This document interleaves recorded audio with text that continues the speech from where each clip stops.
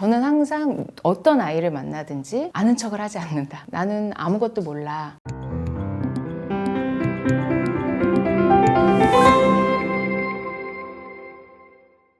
안녕하세요. 저는 유스메이트 아동청소년 문제연구소 김승혜라고 합니다. 학교폭력은 또래 관계가 가장 중요한 청소년기에 또래 관계로부터 공격당하고 배제당하는 굉장히 아픈 경험입니다.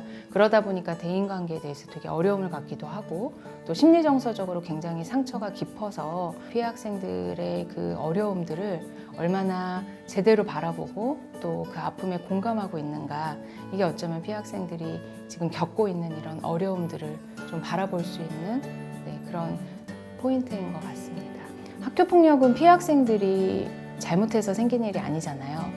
그런데 마치 내가 뭔가 잘못해서 상대방은 장난이라고 하고 오해였다라고 핑계만 대는데 마치 이게 뭐가 내가 잘못도 안 했는데 나의 잘못 때문에 벌어진 일처럼 굉장히 어려움을 겪고 고민에 빠지는 경우가 많습니다. 저는 근본적으로 대화는 단순히 언어나 말이 아니라 관계 맺기라고 생각을 해요. 이 대화 자체가 정말 진실되거나 또는 깊어지거나 서로 굉장히 믿고 신뢰할 수 있는 거는 정말 관계가 잘 형성되고 맺어지느냐에서부터 이제 시작된다고 생각하거든요. 그래서 힘들고 어렵지만 정말 아이들이 말하는 걸 있는 그대로 들어주는 것. 그래서 어떠한 판단도 안 하고요. 근데 대개는 어떤 짜여진 교육이나 이 프로그램 안에서 시간이라는 압박이 있다 보니까 이런 것들을 기다려주지 못하는 경우들이 꽤 있거든요. 하지만 특히나 이 폭력 피해는 사람한테 이 관계로부터 이 당한 상처잖아요. 그래서 아직 이 사람을 믿어야 될지 믿지 말아야 할지 판단이 안 서고 신뢰가 없는 경우는 훨씬 더 어렵다라는 이것들을 먼저 전제해 두고 충분히 기다려 주시고 어떠한 판단도 없이 들어주시고 그다음에 굉장히 그동안 많이 힘들었겠구나 위로하시고 충분히 그 마음을 공감해 주신다면 사실 그 자체가 그 상대방에게는 굉장히 큰 하나의 치유이고 또 회복으로 다가갈 수 있어서 이제 그런 부분들 꼭 기억해 주셨으면 좋겠고요. 굉장히 이제 많이 들으셨던 단어가 공감이라는 단어잖아요. 근데 많은 분들이 저에게 그래서 도대체 공감을 어떻게 해야 되냐라고 많이 물어보시는데 사실 저는 어렵지 않습니다. 공감이라는 언어의 어원 자체가 안으로 들어가서 본다라는 거거든요. 그래서 그 사람의 안으로 들어가서 내 판단이나 내 생각이 아니라 그 사람의 생각과 마음만 봐주시면 됩니다.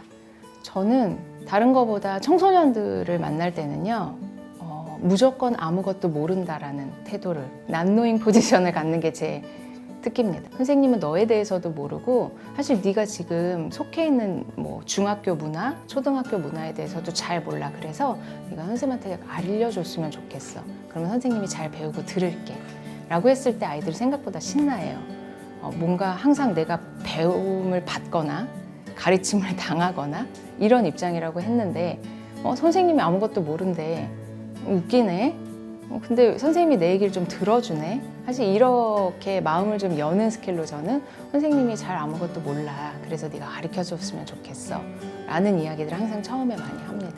그래서 한번 혹시 어색하고 낯선 이 청소년 멘티들을 만나셨을 때 한번 활용해 보시고 선생님은 아직 너희들에 대해서 모르고 또 너희의 문화에 대해서 모르는데 알려주면 선생님이 되게 고맙게 배워볼게 라고 하면서 활용해 보시는 것도 어떨까 하는 제안을 드리고 싶습니다. 저는 일단 매 상담이나 교육을 할 때 그날 또는 그 주에 일어났던 학교폭력이나 관련된 그 사건이나 언론 보도들을 다 찾아봅니다. 저는 매일매일 루틴이 그거를 찾아보고 다 보는 게 내가 현재 만나는 청소년들이 현재 지금 어떤 상황에서 살고 있는가를 보는 것이 되게 중요한 준비 중에 하나라고 생각을 하고요. 그 다음에 이제 사전에 의뢰됐을 때 아이들의 특성 같은 것들을 알 수 있다면 그 아이들의 연령에 맞춰서 그 연령들이 좋아하는 간단한 간식이나 또는 활용할 수 있는 교구들을 준비합니다. 저는 일단 학교 폭력에 대해서 정말 제대로 알고 있느냐라는 질문을 먼저 드리고 싶어요. 이 상담이나 교육이나 멘토링을 하실 때 굉장히 다양한 연령의 어른들이 이 학교 폭력의 피해를 경험한 청소년들을 만나시게 되는데 상담이나 교육의 어떤 특정 부분의 전문성도 중요한데 이 학교 폭력이라는 거는 굉장히 특정 사건이고 이슈잖아요. 근데 이 사건을 바라보는 각자의 선입견이 굉장히 강한 경우가 많습니다. 예를 들어서 나 때는 저런 일이 이렇게까지 심각한 폭력이 아니었는데 이 정도는 항상 학교 다니면 발생하는 일 아니야? 이거는 친구 사이에 있을 수 있는 일도 아니야? 이렇게 생각하는 경우들이 되게 많으신데 그런 것들이 고스란히 전달되는 경우들이 되게 많아요.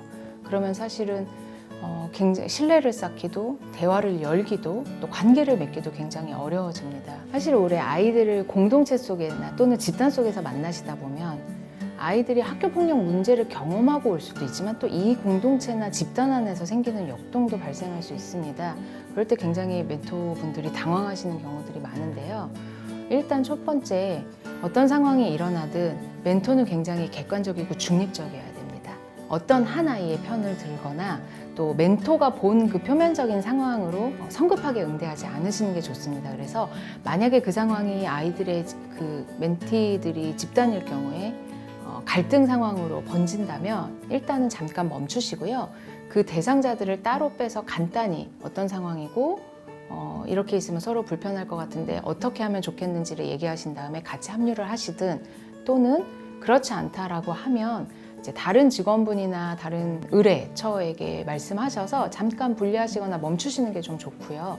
그다음에 멘토링을 하시는 그 중간에 힘이 없어서 아무것도 안 하고 있는 친구도 있을 수 있어요. 학교폭력 특히 피해 때문에. 그러면 억지로 자꾸 참여하려고 끌어오시지 않고요. 그냥 그 있는 자체를 조금 존중해 주시되 쉬는 시간 같을 때 관심은 좀 표현해 주시면 좋겠습니다. 아이들 성향이 정말 좀 소심해서 상식선에서 괜찮을 것 같은 상황에서도 되게 힘들어할 수도 있을 것 같은데 이런 경우는 정말 어떻게 그 상황을 이끌어가면 좋을까요? 일단 그 많은 그 학교폭력을 경험했던 청소년들이 하는 말 중에서 선생님이나 엄마 아빠 때문에 나는 더 상처받았다는 얘기를 많이 하는 게 사실 비슷한 이유거든요. 내가 맨 처음에 그 어려움을 고백했는데 또는 어려움에 대해서 이야기를 했는데 도움의 손길을 내밀었는데 야, 너 뭐 그거 갖고 그러니? 그다음에 다른 애들은 다 그렇게 그것도 별거 아닌 것처럼 지나가는데 왜 너만 그러니? 뭐 이런 정말 별거 아니고 툭 내뱉은 말. 그다음에 이런 말들이 훨씬 더 상처가 돼서 어떤 친구는 가해자로부터 받은 말보다 더 아팠다고 하더라고요. 그래서 그런 거를 일단 유념을 해주시되 만약에 이제 그런 상황이 된다라고 하면 사실은 일단 멈추시는 게 제일 중요해요. 그 상황을 보시고 사실 멘토링을 하면서 마음이 바쁘시거든요.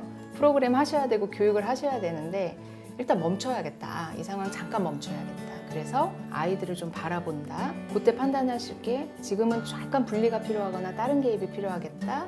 아니면 조금 전환을 하고 뭐 쉬는 시간이 될 수도 있고요. 아니면 그때 하던 활동을 좀 바꿔주실 수도 있어요. 거기에서 비롯된 어떤 상황이라면. 그래서 그런 식으로 좀 빠르게 대처해 주시는 것들이 되게 중요하고 필요합니다. 어떤 상황에서든지 섣불리 들어가는 건 네. 좀 지양해야 되겠네요. 학교폭력 상황에서 가장 학교도 그렇고 이런 기관에서 제일 문제가 되고 아이들이 굉장히 알레르기처럼 거부하는 게 갑자기 선생님이 개입했는데 그럼 너 일로 와봐. 너 일로 와봐. 무슨 일 있었어? 그래? 그럼 서로 화해해. 괜찮지? 이렇게 접근하는 걸 가장 아이들 말로 극혐한다고 하거든요. 그래서 이거는 정말 아이들의 생각이나 상황을 하나도 들어보지 않은 채로 그냥 어른들의 시각으로 덮어버리는 거잖아요. 그래서 그렇게 하시는 건 되게 위험하다. 아이들의 상황을 꼭 바라봐 주셔라. 이게 중요합니다. 저희가 이제 멘토링 활동을 하다 보면 이제 1대1 상황일 수도 있고 네. 또는 이제 1대 다수일 수도 있고 여러 가지 그룹의 형태가 나올 수도 있는데 피해를 받은 사람 입장에서는 그 사실을 누구에게 말을 꺼내기가 네. 힘들잖아요. 그럴 경우에는 어떻게 하면 좋을까요? 일단 첫 번째로 만약에 이제 피해 경험을 가진 청소년들이 모인 집단을 멘토링 하시게 된다면 일단 그 집단을 구성하신 그 담당자분께 아이들이 본인들이 이걸 왜 하는지 알고 있는지를 확인하시는 게 필요해요. 그러니까 그냥 그 기관에서도 너희들 좋은 프로그램 있으니까 한번 해봐라고 온 건지 아니면 혹시 너희들이 갖고 있는 어려움 중에 조금 치유하거나 회복하거나 해소하기 위해서 우리 선생님들이 어떤 프로그램을 해줄 거야. 이렇게 어떻게 접근하고 아이들에게 안내했는지를 같이 확인하시는 게 필요하고요. 여긴 절대로 강제로 억지로 하는 것이 아니야 라는 이야기를 해주시는 것. 그런데 만약에 이 집단 자체가 학교 폭력 이런 얘기가 전혀 안 된 채로 그냥 아이들에게 좋은 교육이나 프로그램이 있으니까 해보는 거다라고 안내가 됐다고 하면 사실은 학교 폭력에 대한 얘기를 꺼내시면 안 되죠.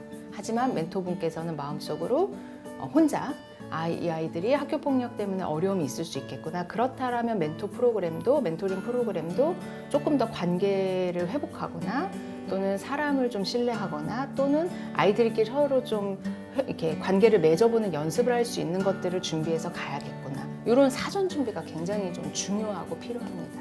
뭐 멘토들이 처음에 앉았을 때 이 분위기를 좀 잘 이끌어가기 위해서 그래서 대표님도 혹시 그런 어떤 노하우가 있으신지? 저는 아까도 말씀드렸다시피 항상 물어봐요. 그래서 사실 제가 못하는 것도 같이 하려고 애를 써요. 그게 그냥 저의 노하우인 게 아이가 같이 산책하고 싶다면 사실 움직이는 거 되게 싫어하지만 산책을 하거나 이제 집단일 경우에는 아이스 브레이킹이라고 하는 게 저는 억지로 시키면 오히려 더 아이스를 만든다고 생각하는 사람이거든요.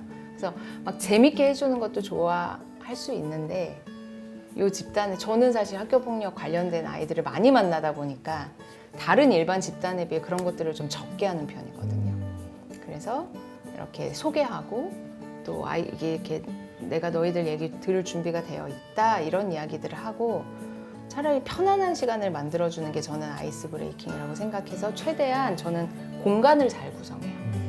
네, 여기 왔을 때 되게 딱딱하고 뭐 이런 거라기보다는 좀 환영하는 메시지 같은 것들을 좀 써놓기도 한다든지 이 친구들의 상태를 파악하지 않은 채 섣불리 접근했다가 오히려 아이들이 딱 이 집단이나 교육에 대해서 여기 또 힘든 곳이네 할 수도 있어서 되게 조심하는 편이에요 사실은. 그래서 조금 그런 부분은 조금 특수하게 한 번 더 유념해 주셨으면 좋겠다. 다른 집단에서 많이 들었던 말이 다른 데선 진짜 인기 많았는데 여기는 애들이 이게 안 되네요 라는 말을 되게 많이 하시는 거예요. 그래서 상처받지 마시고 그건 선생님의 역량의 문제가 아니고 아이들이 아직 준비가 안 돼서 그러니까 조금 준비가 되고 나서 중간에 한번 해보세요. 그러면 괜찮을 거예요. 오늘 좋은 말씀 너무 감사드리고요. 저희가 오늘 주신 내용들 잘 정리해서 멘토님들에게 도움될 수 있는 콘텐츠 만들도록 하겠습니다. 오늘 감사합니다. 감사합니다. 멘토링 자체가 저는 멘티의 속도를 맞추어서 함께 걸어가는 거라고 생각하거든요. 그래서 그 속도를 맞춰주는 게 이 아이가 자존감이 좀 떨어져서 지금 힘든지 그렇다면 굉장히 많이 칭찬해 주시고요. 정말 그 아이를 관찰하시고 아이가 가지고 있는 또는 나타나는 부분을 통해서 칭찬해 주세요.